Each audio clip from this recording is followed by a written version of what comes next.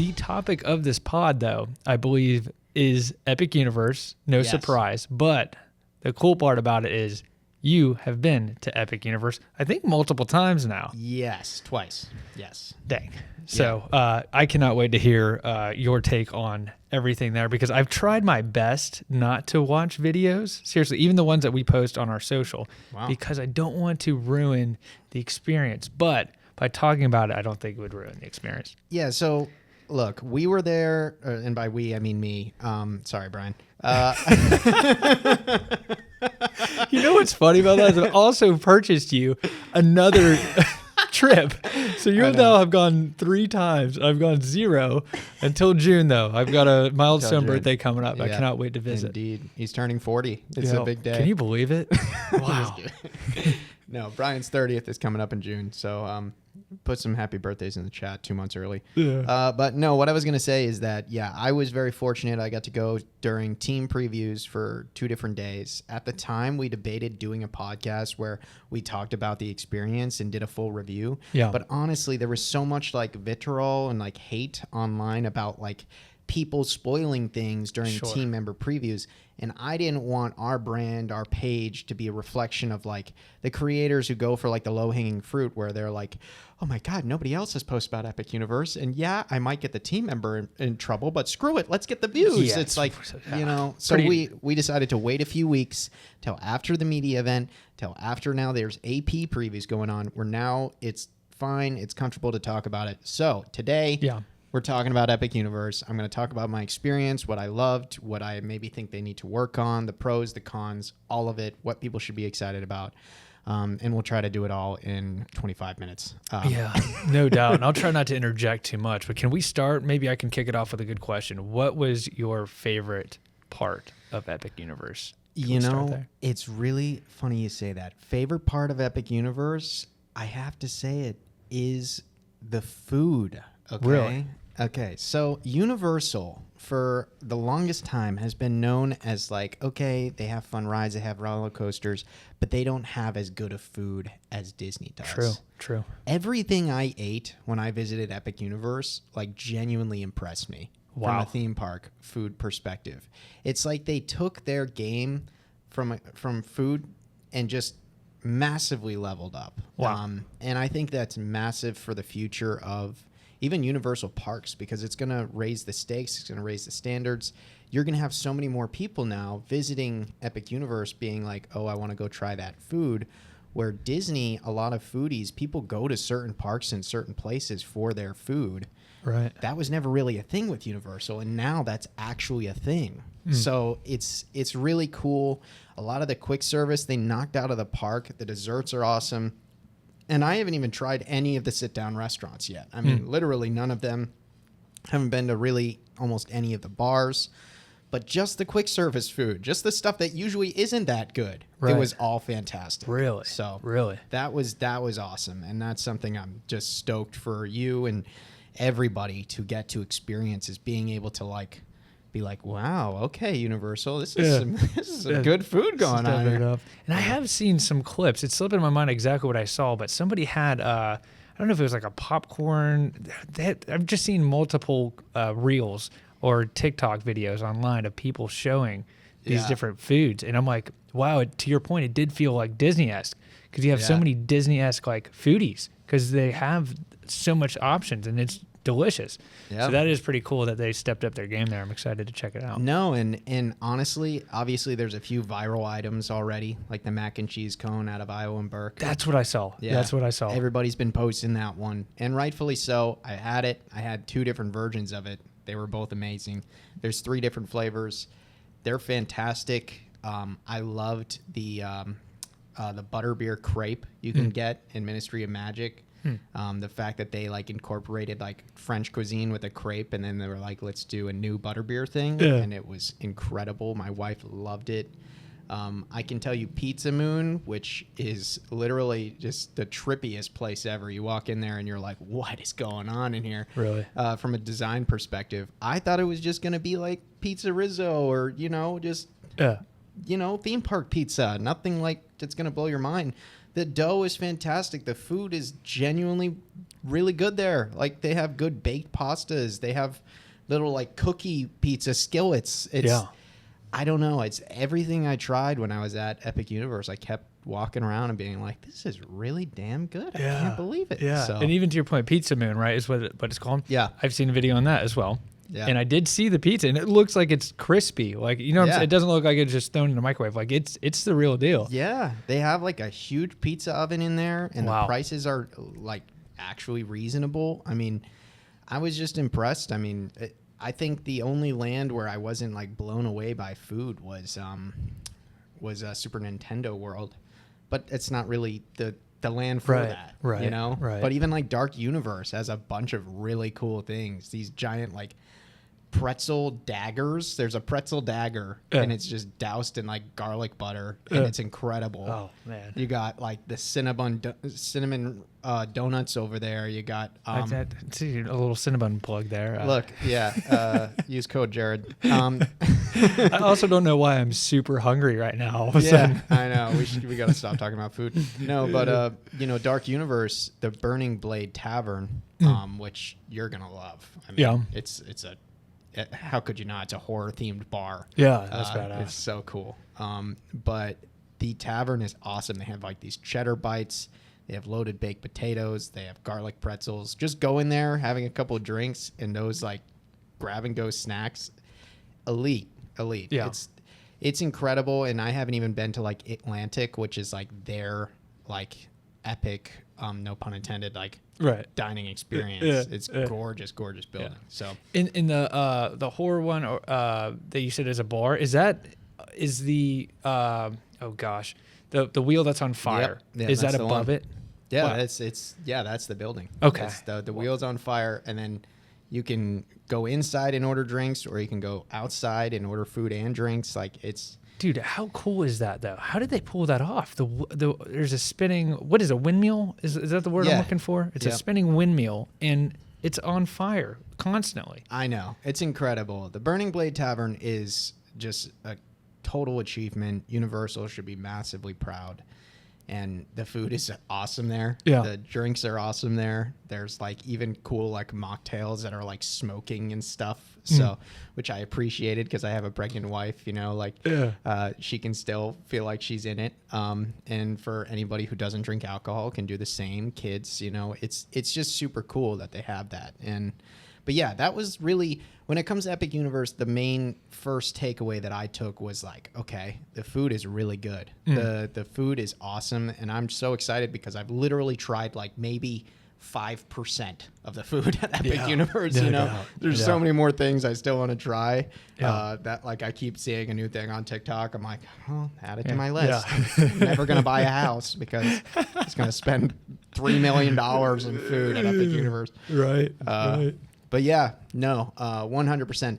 And the other thing that really blew me away about Epic Universe, I went into this park really in my head thinking Dark Universe and Isle of Berk, like these two were going to be the lands I was most excited for. Ministry of Magic completely blew me away. Really? I guess I should have expected it. It's Harry Potter world. Sure. We've talked about this before. They just don't miss. I mean, Diagon Alley, Hogsmeade, both of those lands are so spectacular. Yeah. But man, I walked in there and I can't wait for you to see it too. You are just like flabbergasted that is like a theme park land. Wow. Like you walk in there and I read up online, the shortest building in Ministry of Magic is taller than the tallest building in Diagon Alley. Right. So I've seen that too. You're already, when you walk in Diagon Alley, you're like, this is crazy. But then you walk into Ministry of Magic and you're like, am I in Paris? Holy like smokes, you dude. really feel transported to a completely different world. And then you walk into the Ministry of Magic queue, and it is the most insane ride queue that has ever been built. I swear they could have literally just opened that as like a walkthrough, and I would have been like 5 stars. I don't even need a ride. Don't need the ride. Really? Yeah. And the ride wasn't open when I was there, so I couldn't even go on the ride. But I just walked through the queue, and I looked back at my wife because she's the biggest Harry Potter fan. And during the section where you can walk through a real metro flue and the green smoke comes up from the ground, I've seen that. she, like, her jaw dropped. Oh, wow. Which was such a cool man. feeling because I'm like, oh my God, like I'm literally seeing like the childhood version of my wife like Right. light up. So man, it's spectacular. I was blown away by that land. I've spoken to multiple people since I've gone to Epic Universe who've asked me what's your favorite land.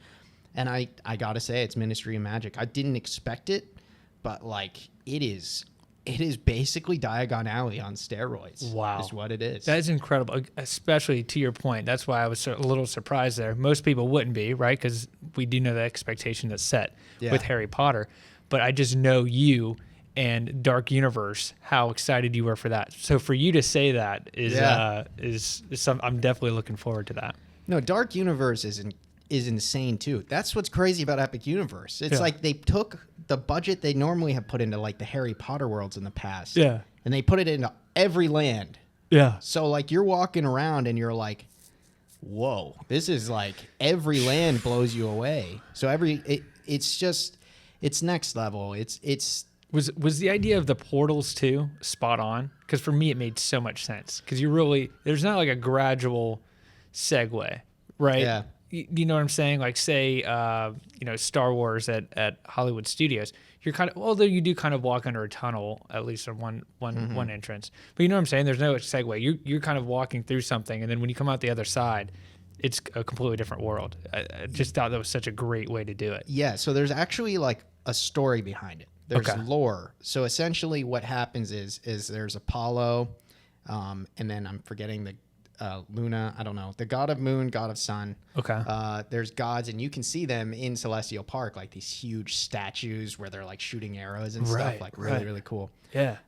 They have found a way to harness the power of portals and send people into different worlds, essentially. And you're here for this day where they're letting all human beings go into each of these worlds. Cool. I did not know that backstory. That's very cool. So that's something I recently learned, and that's how Epic Universe works. So every time you're walking into one of these portals, the idea is you really are being transported into that world. So they didn't have a choice but to really make each land feel like you're there. Like you couldn't just do this and like walk into like, respectfully, Seuss Landing or something, because you can be like, okay, this is a theme park land, right? Like, there's a cardboard cutout over there. Like, I know this isn't really Dr. Seuss Land, you know. And all fairness to Seuss Landing, it's not like but it's a theme park land, of course, and it was built a long time ago. Yeah. But now they have leaned an entire theme park essentially into the idea of not just building theme park lands, putting you in the world, which is really what they first tested with Hogsmeade and with Diagon Alley, where you're walking in and you feel like you're there. Right. But they did that with every land, which is just crazy, because it's like the feeling you get when you walk into Diagon Alley, you're getting with every single one of those lands. Like when you walk in Isle of Berk, you're looking around, you're like, there's dragons walking around, there's these characters here, now they just started testing the dragons flying above the park. I've seen that. It's insane. And then you go into Ministry of Magic and you're like, there's like students from the 1920s walking around talking about, hey, have you seen my magical creature, and showing you books. And there's like animatronics in the windows constantly moving, and then you go into Nintendo World and there's so many animatronics all around you moving. Really? And there's mushrooms coming at you and coins floating in the air. You're just like, it's just insane. Like I've seen I've seen one activation where you can go up and there's like a mystery box and you can hit it, and then the coin pops out on the LED screen or whatever it is behind that. I was like, dude, who thinks of they make it so interactive. I cannot wait to go and check this out. Oh, that was another thing. What was fascinating to me is, again, so like I said, my favorite land was Ministry of Magic, but ironically, my wife, she got the biggest wow from Super Nintendo World, because this has been on a smaller level open in Hollywood and a bigger level over in Japan, but they brought this here now to Orlando. So a lot of people, it's their first time seeing Super Nintendo World. It was ours too.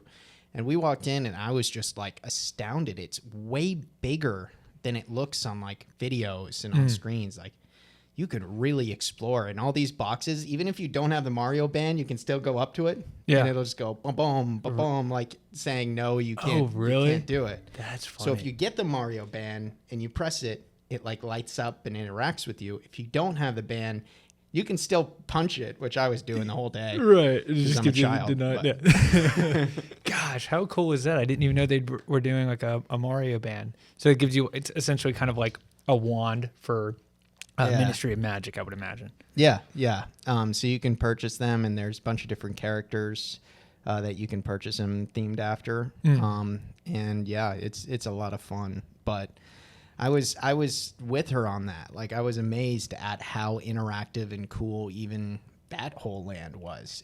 There's nothing in Epic Universe that didn't blow me away from like budgetary, from like, you know, the thematic point of view. Like, they completely pulled no punches with like how much they want you to feel like you're really in the world, which was hugely important, because that's the whole point again of these portals. You're being sent to this world, so you have to feel without a shadow of a doubt like, whoa, I'm here. Yeah. How'd you feel about Isle of Berk?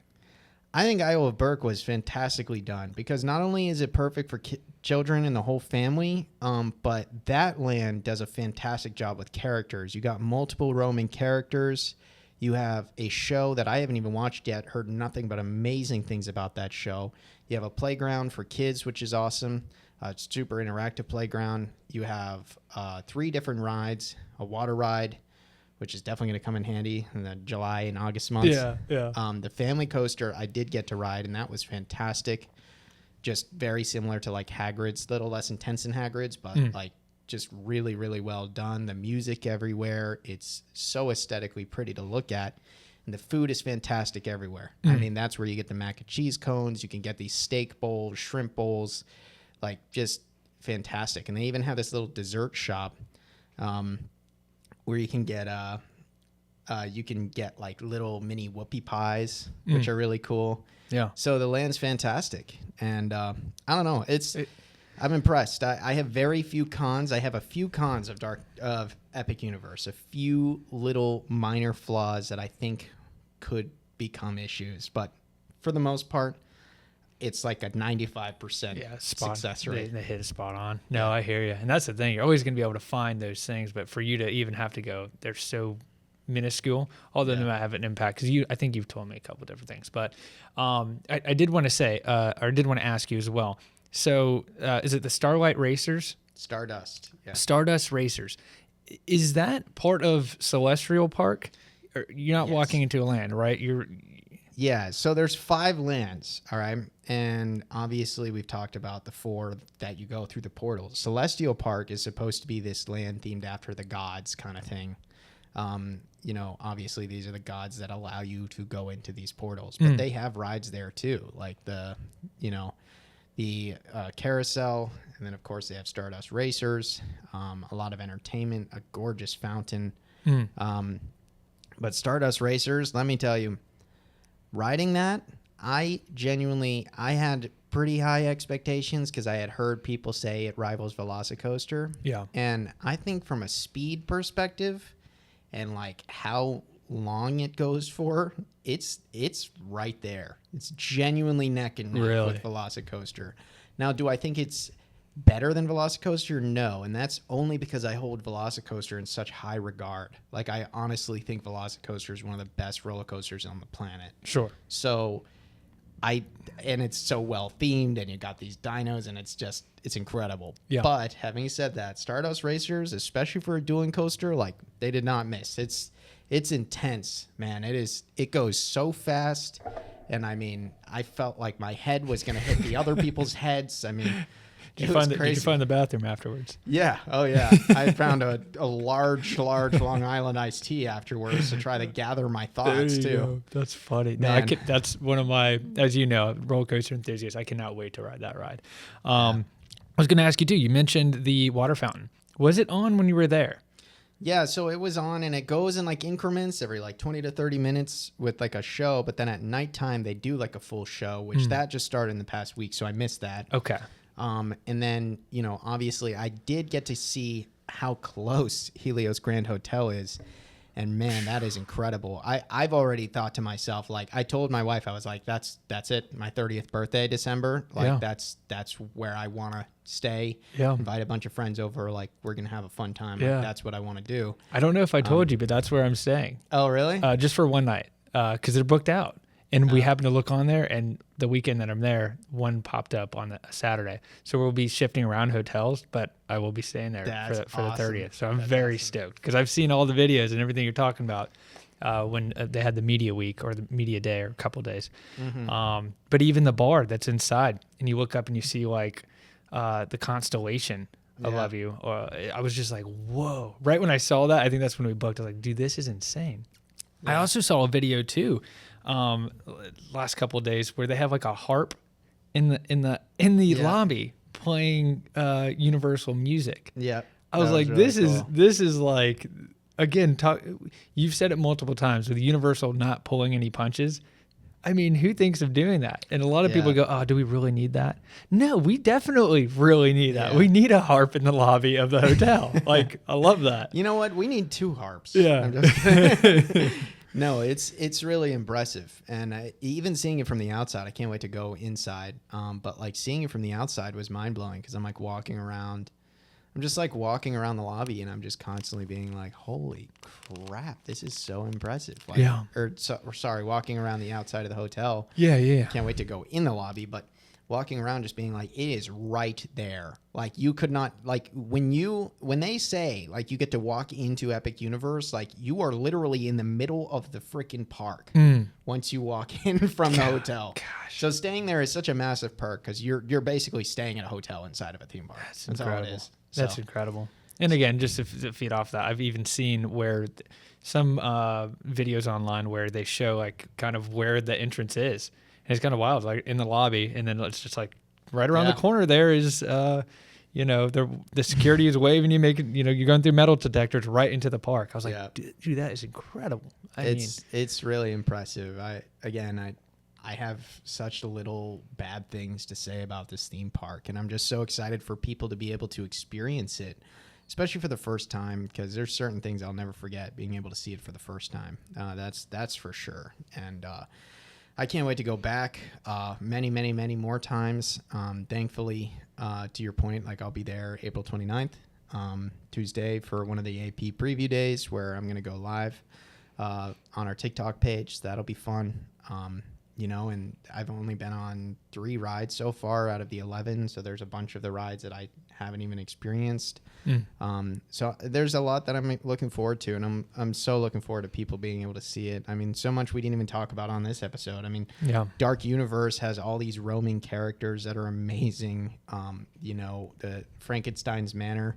I didn't get to go on Frankenstein's Unchained, but I got to walk through the queue, which they allowed people to do. And man, that was just wildly impressive. Like the scale of it, it's crazy. You're walking around and you're like, this is like, it's insane. Yeah. Like you genuinely you're in Frankenstein's Manor. That's incredible, man. So, I haven't seen much inside because again, when I see stuff like that, I do swipe or keep moving on. Don't blame me. Don't want to do that, but all the exterior stuff, I pretty much saw all of that. Well, let me just say this for you and for everybody else. Everybody out there that is like nervous about spoilers when it comes to Epic Universe, I totally respect it. I get it. And if you see a video and you don't want to see any spoilers at all, go ahead and swipe away. There's nothing wrong with that. I'm never going to judge you for it.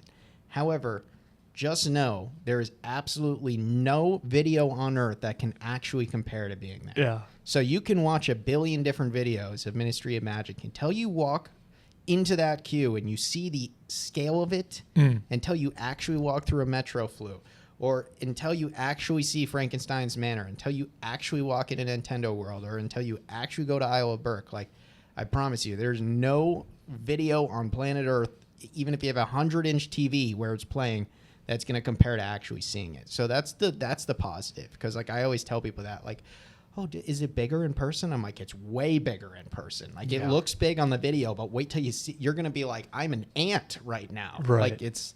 So, I think that's perfectly said. Because, yes, I am worried about it, but it is good to know that there is no camera that can capture the reality of being there. Yeah, and that's the way everybody would want it. Right? Yep. No doubt. No doubt. But thanks to everybody for listening and watching today. Really appreciate you. And if you do have a chance to go to Epic Universe, obviously we hope you have a wonderful time. We're so excited for people to be able to experience it.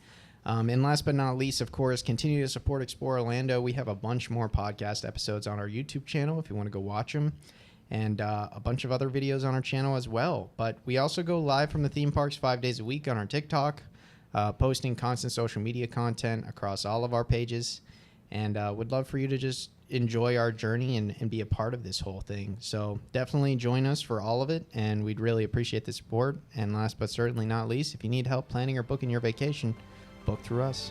Yep. All right. Sweet. See you next time. See y'all.